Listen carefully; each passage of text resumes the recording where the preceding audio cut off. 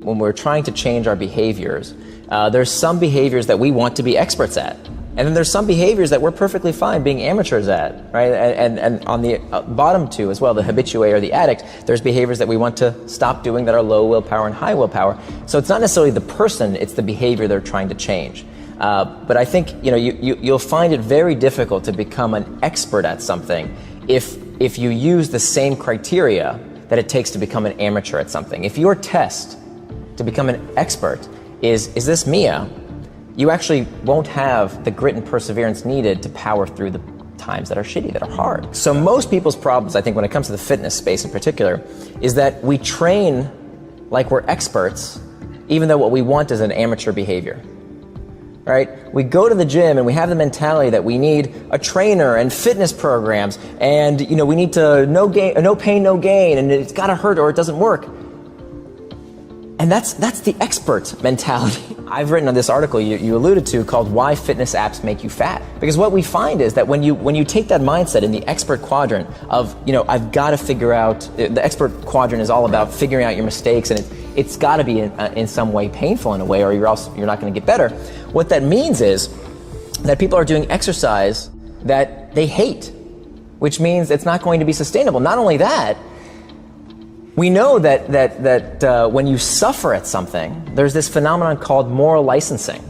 That when we feel like we've sacrificed in one area of our lives, it's like squeezing on a balloon, right? When we feel like we're being good in one area of our lives, we cheat in other areas of our life, right? I squeeze on this end of the balloon, the other area, and we've seen this phenomenon occur time and time again. We find that when people buy green products, they're actually less kind. They're less likely to help someone who's just fallen down in front of them after they've sacrificed by buying an ecologically sound product. Some of the highest insurance rates on the road today are from a car that you wouldn't expect it. It's not Ferraris and Lamborghinis. Some of the highest insurance rates are for blue Priuses. Right? Interesting. Right, because there's this effect of moral licensing. If we're good in one area, we're allowed to be bad in other areas. So how does this play out in the fitness world? Well, I just, sweated it out on the treadmill for 30 minutes, and it was so difficult, and I did it. I persevered, and it was so hard for me. I didn't enjoy a second of it. I deserve a Jamba Juice with 60 grams of sugar and 600 calories. Even though I only burned 300 calories on the treadmill, right. I deserve a reward. And unfortunately, when bringing it back to the technology industry, a lot of fitness apps today only look at that side of the equation. They're only about getting your step counts because they're using the expert mode as opposed to the amateur mode. So we talked about the top of that behavior change matrix, right? These do behaviors that are either low willpower or high willpower.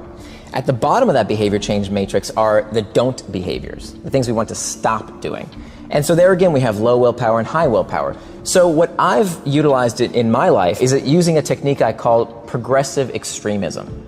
Progressive extremism. And the idea is that the problem with diets, and the reason that diets make us fat, is that they train our brains to anticipate scarcity. And of course, what you're doing when you train the brain to do something is that you're heightening the awareness. You're making us, these diets train us to expect, okay, I'm suffering today, but as soon as this diet ends and I can fit into my wedding dress, or the graduation ceremony comes, or here's my goal by the end of the year, I'm gonna, be at this weight. As soon as I free myself from that diet, and that's the problem. So instead of saying, a diet that has this time-based endpoint, what I advocate for is progressive extremism. So pick something that you want to stop eating, in this case, if food is is the behavior we're trying to change. And the criteria is pick something that you can give up without too much trouble, but you can give it up for the rest of your life. Why would I want to do something temporarily and then go back to eating the way I used to eat? That doesn't make any sense. Of course I'm going to gain the weight. I want to make a permanent change.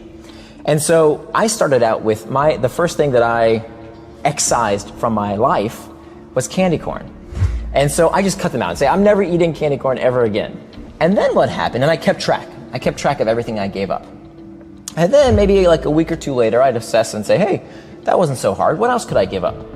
And then I would give up another thing and another thing. Then I think the thing I gave up was no sugary drinks in the house. Okay, I could have sugary drinks outside the house, no sugary drinks in the house ever again for the rest of my life. It's a rule. Progressive extremism.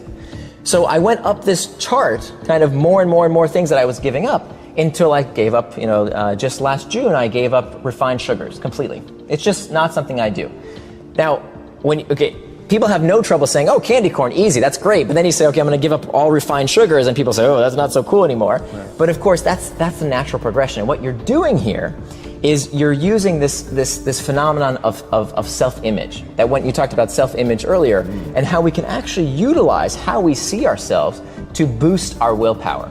There's been a lot of studies that show that when people identify a behavior that they do or don't do as part of who they are, it becomes much easier to resist. For example, if you're a vegetarian, if you're a devout Muslim, if you're an Orthodox Jew, you're not constantly asking yourself, should I eat the meat, or should I have some beer, or should I have some pork, right? Like, that's not a debate you're having on a constant basis. You just don't do that, because that's who you are, right? If I'm a devout Muslim, I just don't drink. That's just what I do. If I'm a vegetarian, I just don't eat meat.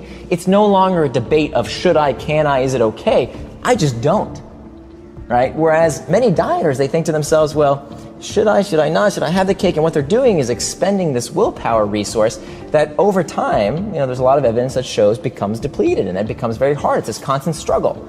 But by doing this progressive extremism and saying, look, that's just one thing I just don't eat, and taking it slowly. I mean, this has to take years to scale up.